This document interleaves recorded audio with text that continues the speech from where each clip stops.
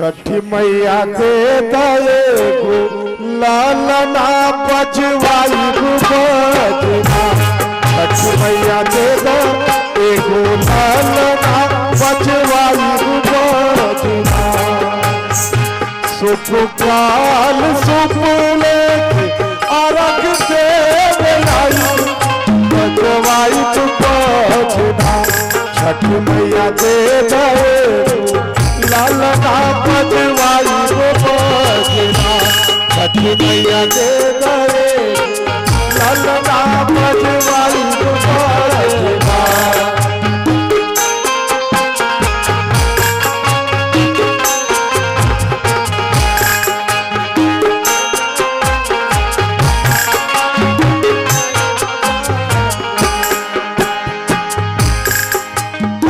भारी भारी मांग कही राइत तो के से नुरा पियरिया।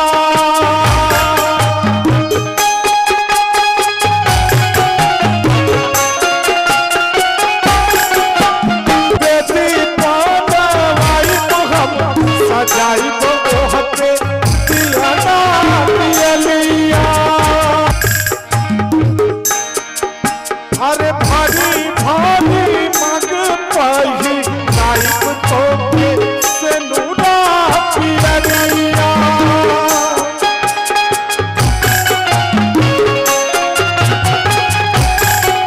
अरे बेटी पानवाई तो हम सजाई तो ओहते दियाना पियरिया।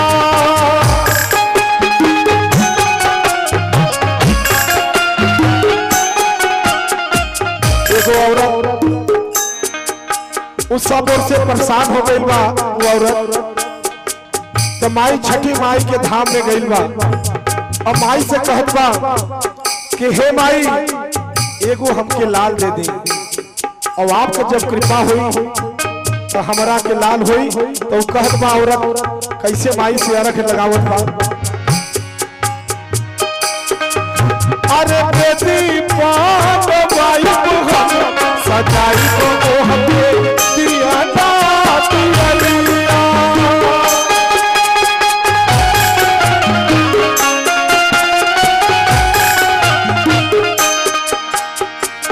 अरे मनवा भइल जात खोर पोछ दी अखिया के लोर। अरे मनवा भइल जात खोर पोछ दी अखिया के लोर। मनवा भइल जात खोर पोछ दी अखिया के लोर। गंगा जी के पनिया से